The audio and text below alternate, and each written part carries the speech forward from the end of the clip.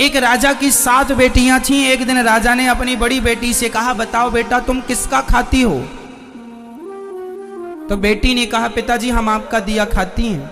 दूसरी बेटी से कहा, तुम किसका खाती हो? पिताजी आपका दिया खाती हैं।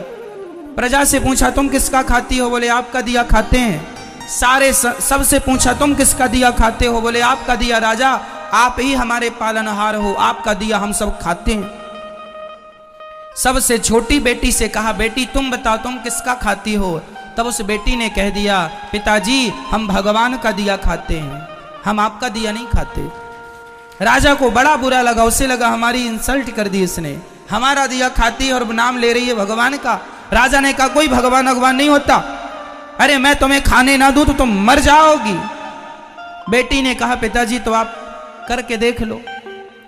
राजा बड़ा गुस्से में आया और अपनी उस बेटी का विवाह ऐसे आदमी से कर दिया जो बिल्कुल गरीब था और बिल्कुल बीमार था। गरीब था और बिल्कुल अचल था। अचल मीन्स एक कदम भी। एक लकड़हारा था, जंगल में लकड़ी काटने गया, अचानक उसकी तबीयत बिगड़ गई और वहीं पर वो पड़ा रहा, वहीं मलमूत्र में घिसटता रहा। ऐसे गंदे आदमी से राजा ने अपनी उस बेटी का विवाह कर दिया कि देखता हूं तू अब कहती है भगवान का खाती हूं तो अब खिलाए तेरा भगवान। 6 बेटियों का विवाह उसने अच्छे राजाओं के घर किया, राजकुमारों के साथ खानदान में किया, और एक बेटी का विवाह लकड़हारे से कर दिया, वो भी जो बीमार था, जो मलमूत्र भी वहीं कर रहा था, पूरा गंदगी थी, मक्खियां भिन्न भिन्न कर रही थी। उस लड़की को लगा कोई बात नहीं, विधाता की ऐसी ही मर्जी है। वो लड़की जो थी अपने उस पति के संग रहने लगी। उसे पास में नदी थी तो ले गई, नहलाया धुलाया साफ किया, और जो उसके भाग्य में था मिला। उसका पति चल नहीं पाता था, अब वो क्या करे, पति को भोजन कैसे कराए? तो जंगल की लकड़ियां बीनती और ले जाके शहर में बेचती, जो पैसा आता उससे कुछ दवाइयां लाती, कुछ रोटियां लाती, खाती, पति को खिलाती, दवाई खिलाती। और वहां पर एक नाग नागिन, जंगल था ना तो जंगल में तो जीव जंतु ही रहेंगे, एक नाग नागिन का जोड़ा था। तो वो जब दूध लाया करती अपने पति को देती, और जो बच जाता तो दौने में वो वहां नाग नागिन को रख दिया करती थी। तो नाग नागिन दूध पीते और बड़े प्रेम से वो खुश रहते। अब वो धीरे धीरे उसका पति ठीक होने लग गया, बीमारी से उसको राहत मिलने लग गई, ठीक होने लगा।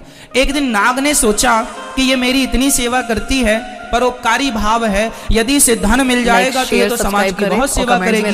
तो सांप ने उसे स्वप्न में कहा कि जहां हम लोग रहते हैं वहां बहुत बड़ा खजाना गड़ा है, तुम खोद लेना। वो लड़की ने खोदना शुरू किया, उसे सच्ची का खजाना मिल गया, जिसमें बहुत सारा सोने चांदी से भरा हुआ खजाना था। वो तो लखपति हो गई। उसने एक बड़ा सा महल बनवाया, नगर बसाया, ओ बढ़िया ठाट बाट बनाया, और दोनों राजा रानी हो गए। उसका पति बिल्कुल स्वस्थ हो गया और बढ़िया राज सिंहासन पर बैठने लगे, और बड़े प्रेम से हाथी घोड़ा इकट्ठा किया और सेना इकट्ठी की, राजा हो गया। वो रानी हो गई, पर उसने परोपकार नहीं छोड़ा। रोज अन्न क्षेत्र चलाती, जो आए सबको भरपेट भोजन मिलेगा। उसके पास जरूरत से ज्यादा धन हो गया। एक दिन वो सबको भोजन बांट रही थी तो उसने देखा कि लाइन में सबसे पीछे उसका बाप लगा हुआ और उसकी बहनें लाइन में लगी हैं भोजन के लिए। उसने पहचान लिया, ये तो मेरा पिता है। उसने कहा, पिताजी आप? वो सन्न रह गया, कौन हो आप? मैं आपकी बेटी छोटी, लकड़हारे से विवाह किया था, कुछ याद आया? हाँ हाँ, पर तेरा ये ठाट बाट कैसे? पिताजी पहले ये बताओ कि आपकी ये दुर्गति कैसे हो गई?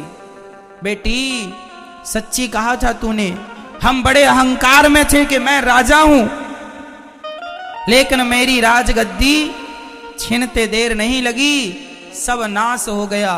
सारी बेटियां जिन्होंने ये कहा था कि पिता के भाग्य का खाती हैं, आज पिता कुछ नहीं खिला पा रहा है इन्हें, आज तू खिला रही है।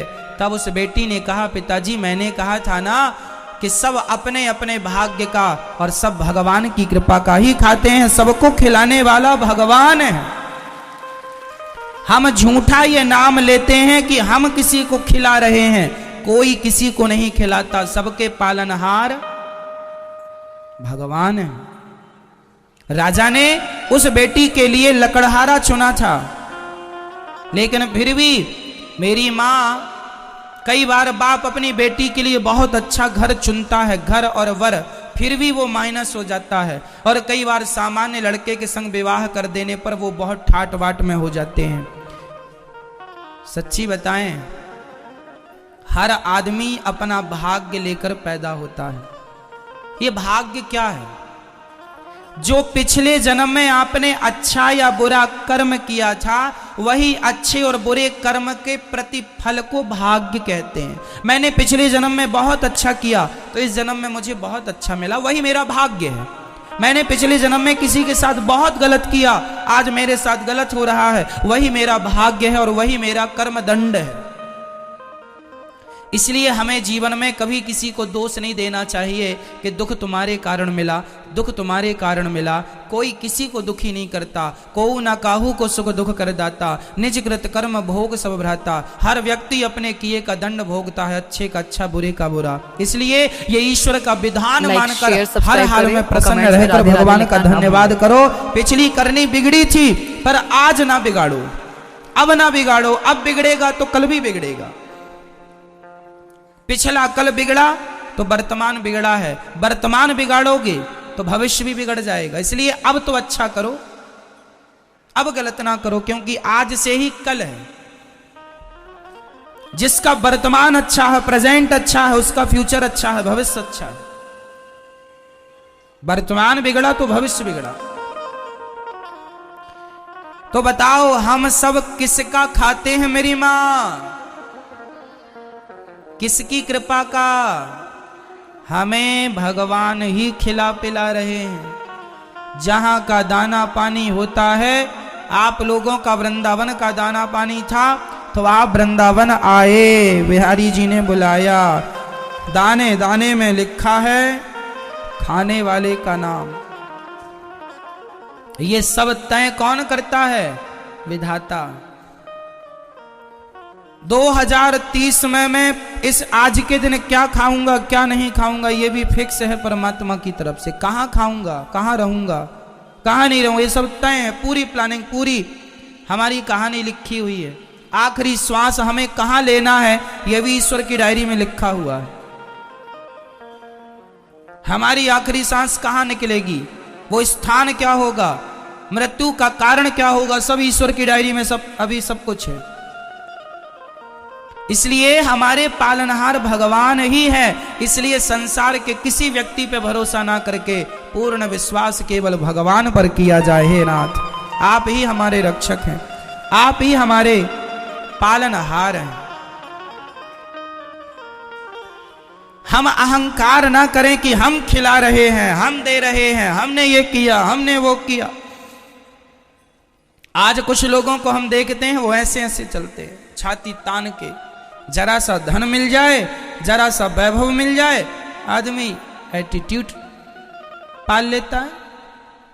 थोड़ा सा आप लोगों को अहंकार तो नहीं है किसी चीज का? अहंकारी आदमी ना ज्यादा किसी से बात नहीं करता, वो किसी की तरफ देखता नहीं, उससे लगता रे ये तो मामूली लोग हैं, इसे क्या देखना। किसी को मामूली ना समझना। आपको पता है हाथी जब चलता है तो सूंड से फूंक मारता हुआ चलता है। आपको पता है हाथी सूंड से फूंक क्यों मारता है? क्योंकि हाथी को चींटी से डर लगता है। हाथी किससे डरता है आपको पता है? मैया, हाथी किससे डरता है? क्यों? क्योंकि हाथी चींटी के काटने से मर जाता है। कहां? उसके सूंड से होती हुई चींटी यदि अंदर चली, सूंड उसकी होती है ना, यदि उसकी नाक से होती हुई चींटी अंदर उसके मस्तिष्क तक चली गई और उसके मस्तिष्क में चींटी ने काट दिया तो हाथी मर जाता है। जो हाथी इतना पावरफुल होता है वो एक नन्ही सी चींटी के काटने में मर जाता। पर चींटी सही जगह काटे तो, पांव में काटती रहे तो कुछ नहीं, मस्तिष्क में काटेगी तो। हाथी चींटी को भी छोटा नहीं समझता, इसलिए हमें भी कभी किसी को छोटा नहीं समझना है, सबका आदर करना है, सबका सम्मान। क्यों? क्योंकि सबको ईश्वर ने बनाया है। ये तुम अहंकार ना पालो कि हमने ये, हमने वो, हम ये, हम वो। ना जी, तुम कुछ भी नहीं हो। हमारा और तुम्हारा कुछ नहीं है संसार में, और हमारी तुम्हारी अकड़ भी नहीं चलती। कई लोग कहते हैं कि मैं ना हूं तो तुम मर जाओ। अच्छा, ऐसा भी कर लो। अच्छा ये बताओ, आपके बिना आपका घर चलेगा कि नहीं? बोलो, चलेगा? कई लोग ये सोचते हैं ना, हमारे बाद क्या होगा महाराज, सब अच्छा होगा, तुम मरो। तुम्हारे बाप दादे भी ऐसे ही सोचते थे, हमारे बाद क्या होगा, सब अच्छा हो रहा। बुलाओ जरा उनको, आओ बुढ़ऊ देख लो, कोई काम रुका है? तुम जबरदस्ती टेंशन पालते थे, हमारे बाद क्या होगा, आराम से मरो। किसी के बिना किसी का कोई काम नहीं रुकता। हम जबरदस्ती झूठा अहंकार पाले बैठे। हमारा क्या होगा, सब बढ़िया होगा। आपके जाने के बाद आपके घर में दीपावली भी मनाई जाएगी, हाँ या ना? होली भी मनाई जाएगी, हाँ या ना? है ना? शादी विवाह में आपके घर भांगड़ा बजेगा और आप नाचोगे भी। और जो लोग थे ना बूढ़े, वो सोच रहे थे हमारे बाद क्या होगा, अच्छा होगा, तुम जाओ खाली करो जगह। ये अहंकार ना पाल कर बैठना। तुम्हारी जरूरत किसी को नहीं है, तुम अपना कल्याण कर लो तो समझदार हो। और ये झूठे अहंकार पाल के बैठे रहोगे तो बेवकूफी है। ये मेरी जरूरत किसी को नहीं है, मैं जबरदस्ती ये कह रहा हूं मेरे द्वारा ये काम हो रहा, मेरे द्वारा ये हो रहा। ना जी, हमारी जरूरत किसी को नहीं। बताओ किसकी, किसे जरूरत है? पुरुष कहता है पत्नी की जरूरत है। अरे एक मर जाए तो दूसरी ले आता है, हाँ या ना?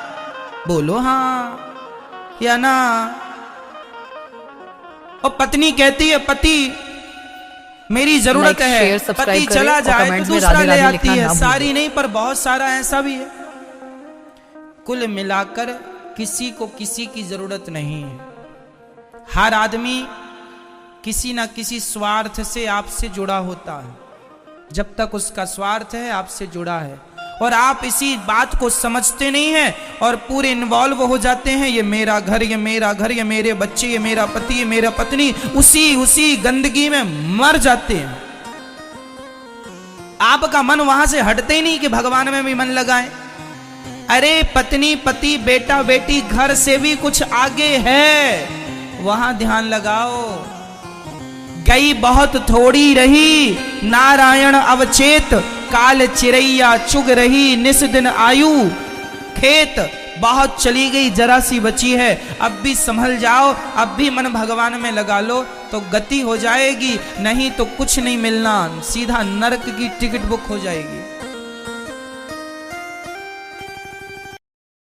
लाइक, शेयर, सब्सक्राइब करें और कमेंट्स में राधे राधे लिखना ना भूलें।